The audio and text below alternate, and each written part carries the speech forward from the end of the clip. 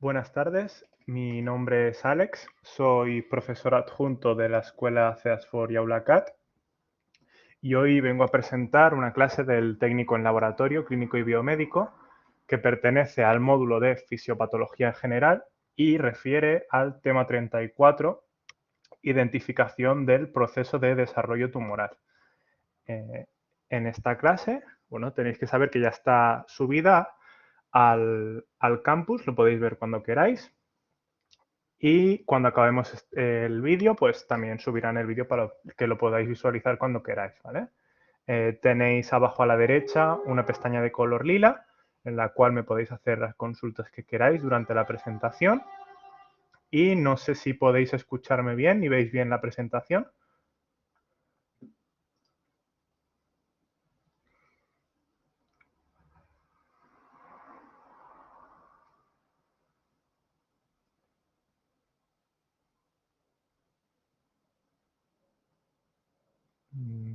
¿Me escucháis bien?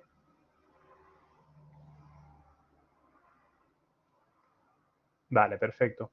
Muy bien, pues vamos a empezar con una pequeña introducción de este temario, en el cual pues vamos a tratar en general sobre lo que es un tumor, qué quiere decir los términos neoplasia, cáncer, cómo se llegan a desarrollar, los diferentes métodos de prevención, cuáles son los cánceres más comunes que existen en el mundo y a la vez veremos unas estadísticas que se refieren a la cantidad de, o sea, la gente que, el perfil de las personas que sufren este tipo de enfermedad, ¿vale?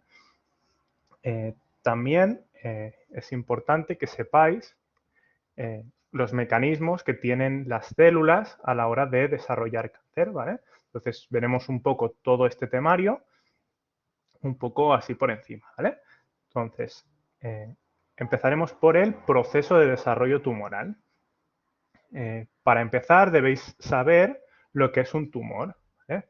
Un tumor es una alteración de los tejidos que produce un aumento en estos, formando un proceso inflamatorio. Es decir, un tumor es una acumulación de células en una parte del tejido que forma una protuberancia o un bulto en la piel, ¿vale? Entonces tenemos dos tipos de tumores en función de si son benignos o malignos, ¿vale? Aquí, como veis en la imagen, se refiere a neoplasias, ¿vale? Una neoplasia, que es un término muy similar a lo que es un tumor, sería una formación nueva de células o de tejido, ¿vale? De ahí viene el término neo. Esta nueva formación es lo que genera lo que es el tumor en sí, ¿vale? Esa acumulación de células en una zona concreta de tejido. Entonces, dentro de las neoplasias o de los tumores tenemos de dos tipos. Las neoplasias benignas, que serían las buenas, por decirlo así, y las neoplasias malignas, que son las que tenéis en rojo a la derecha, ¿vale? ¿Qué características tienen este tipo de neoplasias o tumores? En el caso de las neoplasias benignas, tienen un crecimiento lento, no suelen extenderse a otras partes y pueden ser extirpadas con cirugía. Es decir, se encuentran encapsuladas en una región concreta y no se diseminan a otros órganos o partes del cuerpo, ¿vale? Por lo tanto, son más sencillas de eliminar y no nos causan ningún daño. Por otro lado, tendríamos las malignas, que son todo lo contrario. Crecen rápidamente, se pueden extender a otras partes del cuerpo y afectar a otras células, y el tratamiento de estas neoplasias malignas, que son las que llegan a desarrollar cáncer, pues depende del estadio en el que se encuentren. Esta palabra, estadio, veremos después a lo que se refiere, pero digamos que es como una idea de del proceso que está siguiendo el tumor, si está más avanzado o está en etapas tempranas, ¿vale? Entonces, el tratamiento que utilicemos para eliminar esa neoplasia maligna dependerá de lo avanzado que esté el tumor. A nivel celular, lo que ocurre en este tipo de neoplasia, como veis a la izquierda, tenemos una célula normal, ¿vale? Esa célula normal, cuando sufre por cualquier tipo de proceso, ya sea por una radiación, por un cambio del genoma, pues sufre un daño irreparable en el ADN. Ese daño irreparable, si la célula funciona correctamente, lo que hará será producir la apoptosis o suicidio celular, ¿vale? Es decir, esa célula, a través de diferentes procedimientos, el cuerpo lo que hace es eliminarla. Por otro lado, en el caso de una célula cancerosa, ese daño irreparable en el ADN hace que se produzcan mutaciones en la propia célula y continúe dividiéndose de forma anormal. Esa acumulación de células cancerosas es la que llega a producir el cáncer o la neoplasia maligna, ¿vale? Este tumor sería un conjunto o un grupo de células cancerosas que se agrupan en una parte de tejido. En esa zona donde se empiezan a dividir y multiplicar, forman el tumor y después se pueden llegar a diseminar, ¿vale? A otras partes. Tenemos diferentes tipos de tumores y estos se diferencian en función de la zona o el tejido al que afectan, ¿vale? En primer lugar, tenéis a la izquierda los carcinomas, ¿vale? Estos se originan a partir de células epiteliales, que son las de la piel, ¿vale? Y en este caso, pues representan más del 80% de la totalidad de los cánceres, incluyendo las variedades más comunes de cáncer, de pulmón, de mama, de colon, de próstata. Después veremos algunos de estos más en profundidad, ¿vale? Por otro lado, tendríamos los sarcomas, que se forman en el tejido conectivo o conjuntivo, es decir, los músculos, huesos, cartílagos o tejido graso. Y dentro de este grupo, los más comunes serían los óseos y los fibrosarcomas, ¿vale? El tercero sería el grupo de las leucemias. Las leucemias son cánceres que se originan en la médula ósea, que es el tejido encargado de mantener la producción de glóbulos rojos, blancos y plaquetas. Es decir, las leucemias afectan a los glóbulos blancos. En el laboratorio afectarían a la parte, o sea, implicaría todo lo relacionado con la hematología, que veremos más adelante en otro tema, ¿vale? En la hematología lo que se estudian pues es eso, los glóbulos rojos, glóbulos blancos y plaquetas, y dentro de los glóbulos blancos se pueden llegar a detectar ciertos cánceres observando diferentes formas en los glóbulos blancos, como pueden ser los blastos, ¿vale? Estos blastos, os voy a enseñar una foto para que la veáis, como se ven en un laboratorio, ¿vale? Se visualizan en el microscopio, ¿vale? Y tienen la siguiente forma, ¿vale? Para que tengáis una idea.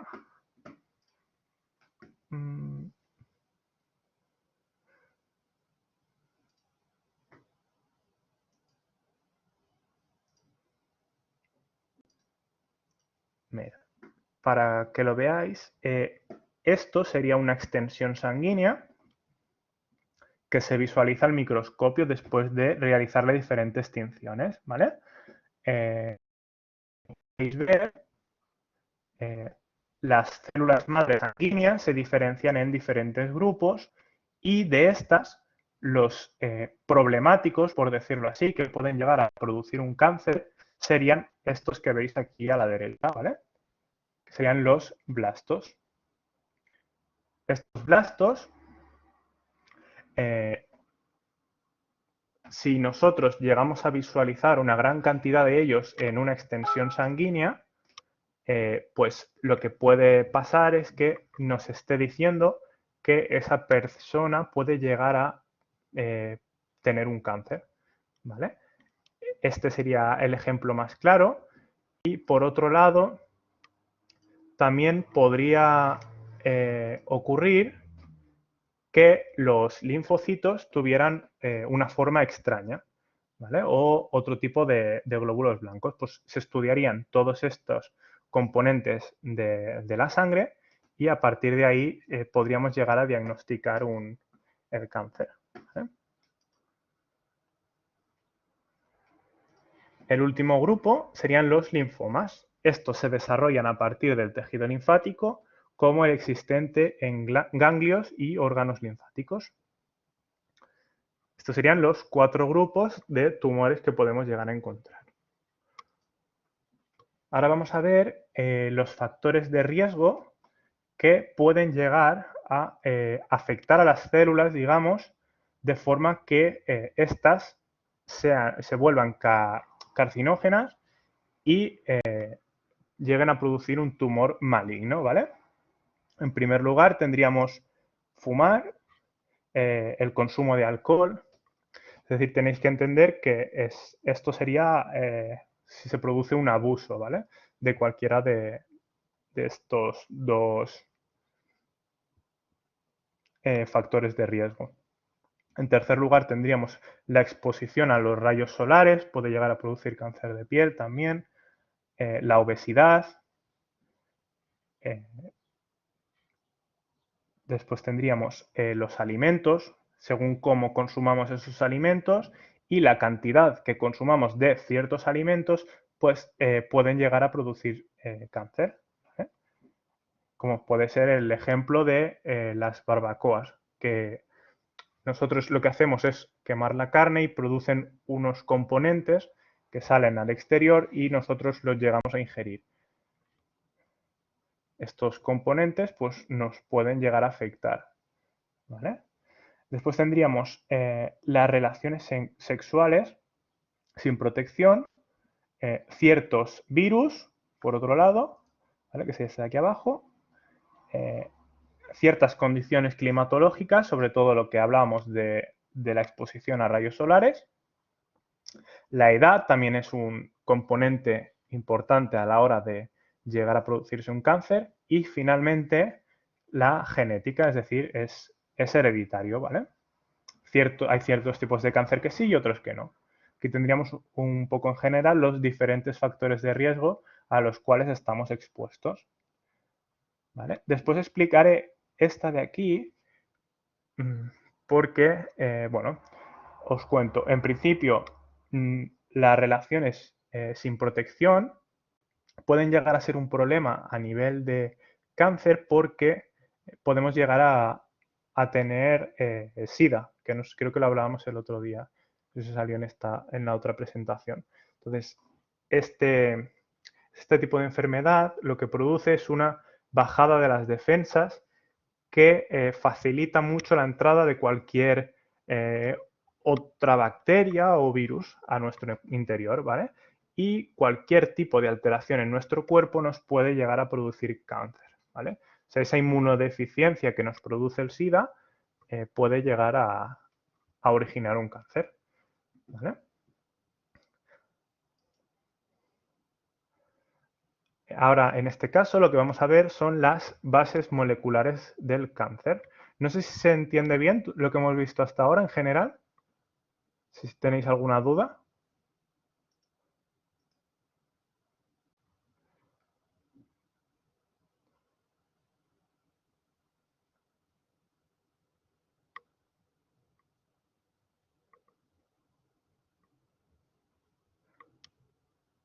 Bueno, si tenéis alguna duda me preguntáis por el chat, ¿vale? Sin problema. Ahora tenemos la parte de las bases moleculares del cáncer, en el cual pues, hay diferentes procesos que se generan a nivel molecular para llegar a producir cáncer, ¿vale? Tenemos unos genes que están agrupados en dos familias. Serían los protoncogenes por un lado, que son los que dirigen la producción de proteínas en la proliferación y diferenciación celular. Estos protoncogenes pueden llegar a mutar. Esa mutación que se produce en los protoncogenes da lugar a lo que se conoce como oncogenes, ¿vale? Estos oncogenes, digamos que son los problemáticos y son los capaces de poder generar esa multiplicación de las células. ¿Vale? Tenemos entonces un protoncogen que muta y da lugar a un oncogen, de ahí a lo de enfermedades oncológicas, y en este caso hacen que las células se multipliquen de forma anormal, ¿vale? Y descontrolada. Y por otro lado, tendríamos los genes supresores de tumores, que estos son los genes que se encargan, digamos, de evitar que se produzcan los tumores malignos. Pero cualquier mutación en este tipo de genes supresores de tumores, lo que hacen es que no se llegue a controlar la proliferación celular, ¿vale? Entonces, como esos genes no funcionan correctamente por algún tipo de mutación, si por cualquier motivo las células empiezan a dividirse de forma anómala, pues estos genes supresores de tumores no hacen el efecto que deberían hacer. Por lo tanto, se siguen produciendo y se llega a generar un tumor maligno. ¿Vale? Entonces, aquí tenemos un esquema bastante claro de lo que hacen. ¿Vale? El equilibrio, cuando una persona está sana, en el caso de que un protoncogen mute y se dé lugar a un oncogen, los genes supresores de tumores interfieren y frenan esta división masiva de células, ¿vale? Gracias a esos genes que funcionan correctamente. Si tenemos un protoncogen activado y un gen supresor, pero se produce una mutación en el protoncogen, se genera lo que se llama oncogen. Si este gen supresor no es capaz de evitar esta mutación del protoncogen a oncogen, se genera el tumor maligno. ¿Vale? Por otro lado, si tenemos un protoncogen que se cambia, o sea, que es decir, que muta a oncogen por algún cambio a nivel genético, pues, y el gen supresor de tumores está inactivado porque sufre una mutación, no lo frena, por lo tanto, se forma el tumor maligno. ¿Vale? Y aquí serían los dos casos en los que se pueden llegar a producir un tumor maligno y un caso normal. Sí, los tienen todas las personas, Alicia. Es un grupo de genes supresores, le llaman así porque todavía se están estudiando, no se sabe exactamente cuál es cada uno para cada tipo de cáncer. Entonces, son genes concretos que evitan la proliferación anormal de oncogenes. ¿Vale? Entonces, tenemos dos opciones. Que la mutación se produzca en los genes supresores de tumores o que la mutación se produzca en el protoncogen. Si la mutación se produce en el protoncogen, sería este ejemplo, se divide de forma anormal, los genes supresores no son capaces de hacer frente a esta mutación porque la mutación se generan muchas células de golpe, ¿vale? Y finalmente producen un tumor y de la otra forma, estos genes supresores que tenemos todas las personas pueden tener mutaciones en sí ese gen y no hacer frente, es decir, como no funcionan, el protoncogen pasa a oncogen y se genera el tumor. ¿Vale? Tendríamos dos tipos de ejemplos. Y este que veis aquí arriba sería el caso de una persona normal. El protoncogen, digamos que aquí pone empuja, digamos que ataca, por decirlo así, y el gen supresor es el que se encarga de frenar esa proliferación celular anormal. ¿Vale?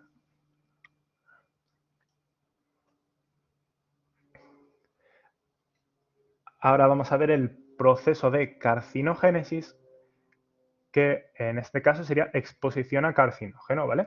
Un carcinógeno pues puede ser, por ejemplo, el tabaco o la radiación. ¿vale? Como veis aquí, que sería exposición a un carcinógeno y una célula normal.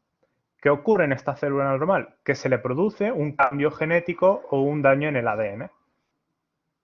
En este caso, puede ser que se produzca aquí la mutación de protooncogen a oncogen, ¿vale?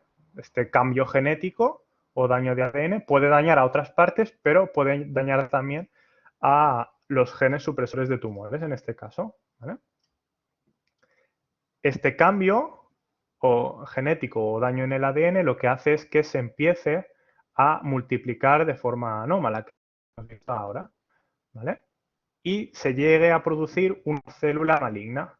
Esa célula maligna sigue reproduciéndose y llega a formar el tumor maligno, que está compuesto por células malignas, ¿vale? Entonces, nosotros, a nivel de laboratorio, lo que se puede hacer es comparar este tipo de células, que son células malignas, con una célula normal, para saber el estado en el que se encuentra el cáncer, ¿vale? O el tumor maligno en este caso. ¿Cómo se hace? Pues a través de los cultivos celulares. ¿Os acordáis en el tema de biología molecular, creo que fue, que hablábamos de los cultivos celulares? Pues esta sería una de las aplicaciones que tiene, ¿vale?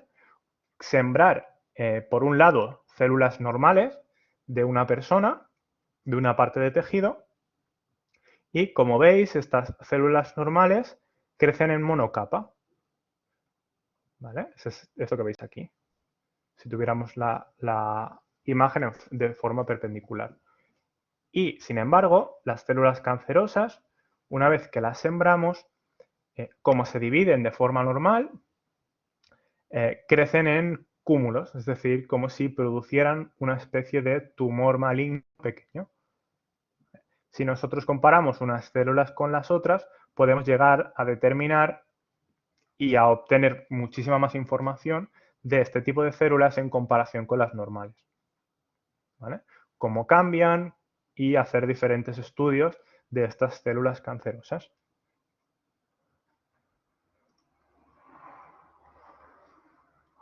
¿Vale? El siguiente apartado que veremos hoy son los signos y síntomas generales de una persona que puede llegar a padecer cáncer, ¿vale? Veréis que son síntomas muy comunes que llegan a generar otras enfermedades, ¿vale? Entonces, no quiere decir que por tener cualquiera de estos signos o síntomas tengamos cáncer, ¿vale? Simplemente que si tenemos o alguien tiene este tipo de síntomas, puede llegar a darse un cáncer y debería, pues, acudir a un médico, ¿vale? Pero son, como he dicho, signos y síntomas muy comunes. En primer lugar, tendríamos cambios en la piel, como pigmentación amarillenta, ictericia, hiperpigmentación, enrojecimiento de la piel o llagas, ¿vale? En segundo lugar, tendríamos el bulto, que sería el tumor en sí, que nosotros podemos llegar a observar a nivel macroscópico, es decir, desde fuera, ¿vale? Sin necesidad de un microscopio. En tercer lugar, tendríamos cambios en los hábitos de evacuación de la vejiga o los intestinos, tos persistente o dificultad para respirar, ronquera, dificultad para tragar. Estos síntomas van referidos, pues, por ejemplo, estos serían cánceres de garganta o de pulmón, en función de, son signos y síntomas generales, pero la mayoría son específicos para un tipo de cáncer, ¿vale? Indigestión persistente o malestar después de comer, sangrado inusual o hematoma sin causa aparente.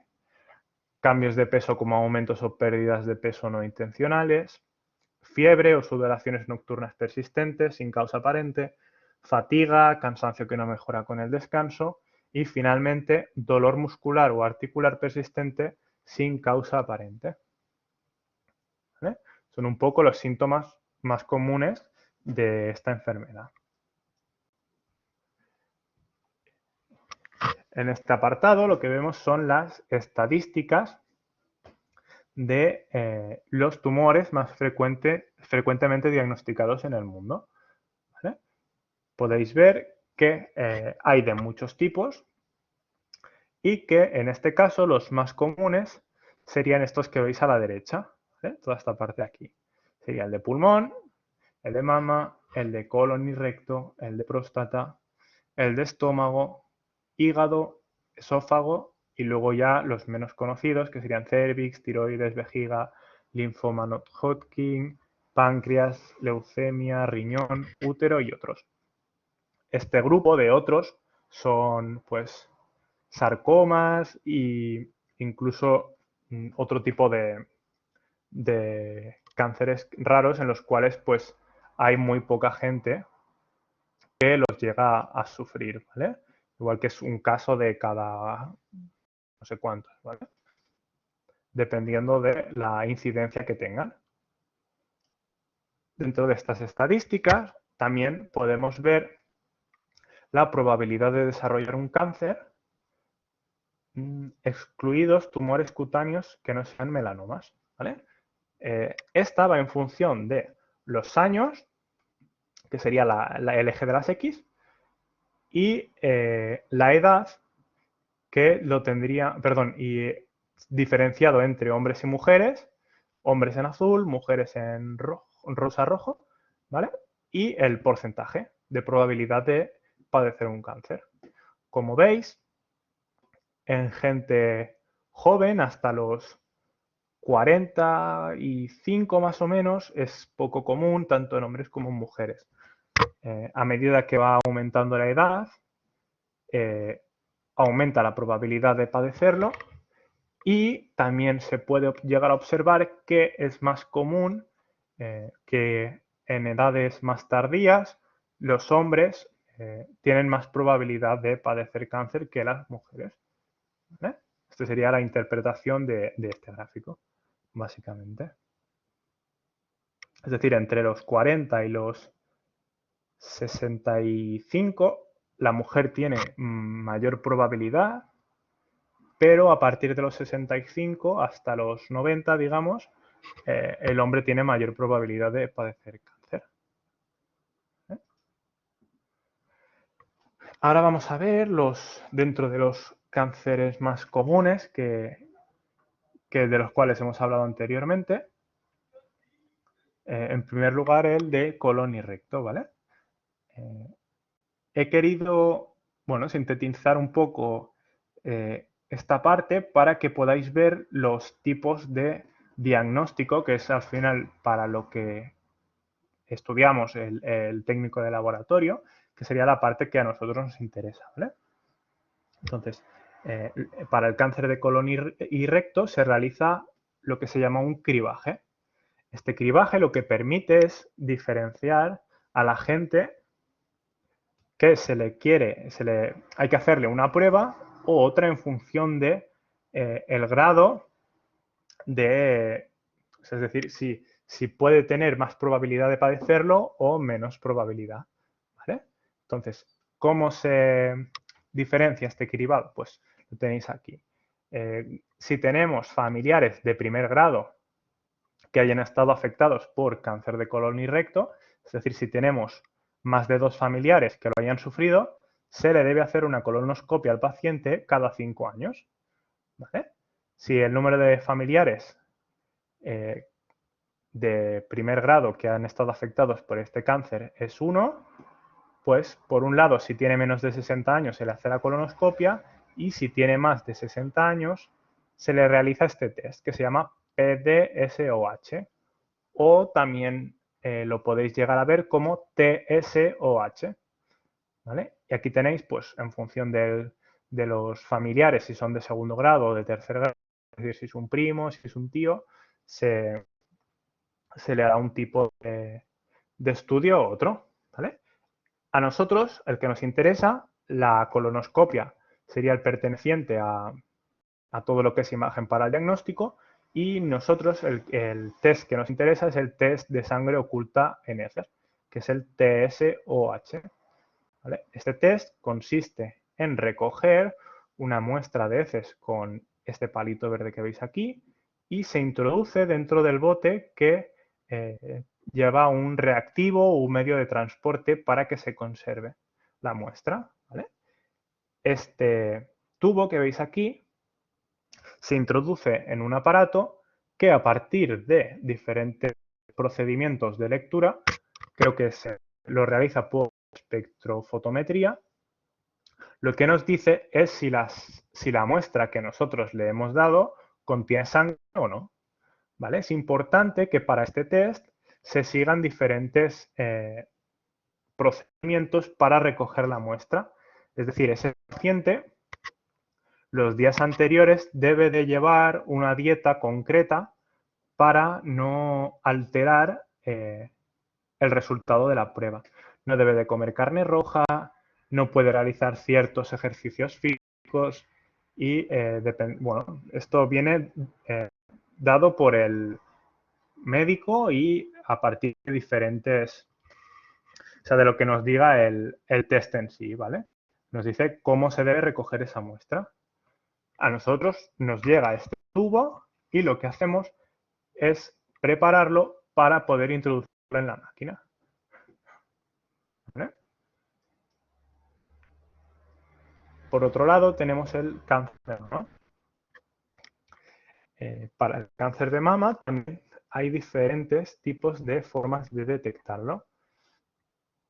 En primer lugar, tendríamos la mamografía, los rayos ultrasonidos y la exploración física por el médico, ¿vale? O sea, la exploración propia, o sea, la misma persona que se note algún tipo de bulto en el pecho y también la exploración por el médico, ¿vale?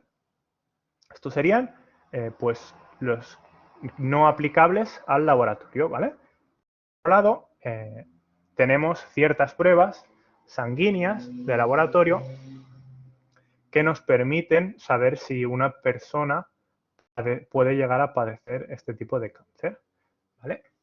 Para ello se utiliza una prueba que sirve para diferentes tipos de cáncer que se llaman marcadores tumorales. Estos marcadores tumorales son destinados a, pues, cada tipo de cáncer concreto, ¿vale? Por ejemplo, para el cáncer de mama, si no recuerdo mal, el marcador tumoral es uno que se llama CA15-3, ¿vale? Entonces, se estudia el valor de este marcador tumoral en suero, o sea, en una analítica de sangre.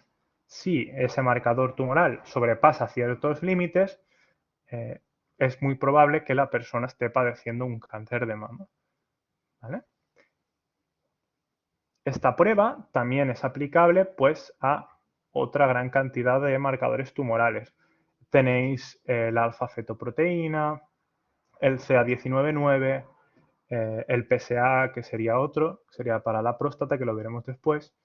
Y bueno, esta parte la veréis en la parte de bioquímica, que es donde se estudian los marcadores tumorales, ¿vale? Un poco que lo tengáis en cuenta por si sale más adelante en alguna otra presentación. Vamos a ver ahora el cáncer de pulmón, que se realiza pues básicamente por broncoscopia, ecografía endobronquial, también se pueden obtener muestras de biopsia y la que yo os decía, que es la aplicada al laboratorio, que serían las pruebas de marcadores biológicos, es decir, cualquier alteración a nivel químico de marcadores tumorales del pulmón. ¿Vale? Y por último tendríamos el cáncer de próstata, el marcador tumoral que se puede estudiar en este tipo de cáncer sería el antígeno prostático específico o APE. También existe el PSA, ¿vale? Y la otra prueba que realiza el médico pues sería el tacto rectal en este caso. La biopsia se realiza en la gran mayoría de cánceres, pero pertenece a lo que es la anatomía patológica. Nosotros, como técnicos, el que nos interesa sería la analítica sanguínea. y la búsqueda de los marcadores tumorales. ¿Vale? Para acabar, me gustaría enseñaros varias webs de interés que podéis consultar si queréis más información acerca de este tema.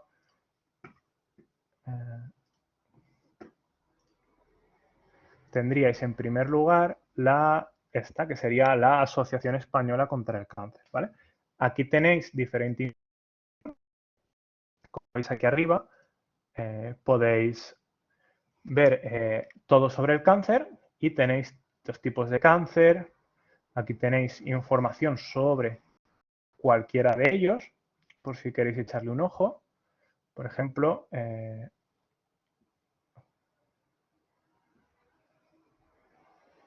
el cáncer de mama, que es el que estamos viendo aquí ahora. Pues aquí tenéis qué día es el cáncer, es el Día Mundial contra el Cáncer de Mama y, bueno, un poco más a fondo cualquier tipo de información acerca de este, ¿vale? Cómo se puede detectar y prevenir, qué tratamientos hay para él y demás, ¿vale?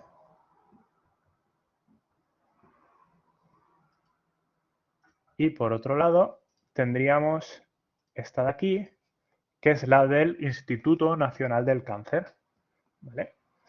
Tenéis que poner IH o cáncer.gov, ¿vale? Lo mismo, aquí tenéis información, por ejemplo, las estadísticas, factores de riesgo, genética, aspectos generales de la prevención del cáncer, y aquí podéis sacar una gran información y añadido y nuevas pruebas que, como ya sabéis, la ciencia avanza muy rápidamente y podéis encontrar diferentes pruebas de laboratorio. ¿Veis aquí? ¿Ves? Y aquí tenéis, pues, marcadores tumorales, ¿veis? ¿Qué son los marcadores tumorales? ¿Cómo se utilizan? ¿Cómo se miden? Y hay una gran cantidad de información acerca de los procesos tumorales, ¿vale? Y de las diferentes técnicas que se utilizan. Si echarles un ojo, ya sabéis, en primer lugar tenéis la Asociación Española contra el Cáncer y también tendríais, por otro lado, el Instituto Nacional del Cáncer. ¿Vale? No sé si tenéis alguna duda de la presentación.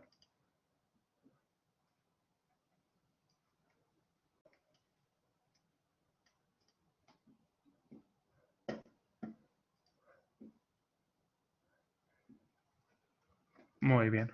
Pues bueno, espero que tengáis buen fin de semana y si surge cualquier duda o lo que sea me podéis preguntar en la clase que viene. ¿Vale? Gracias y que vaya muy bien. Hasta luego.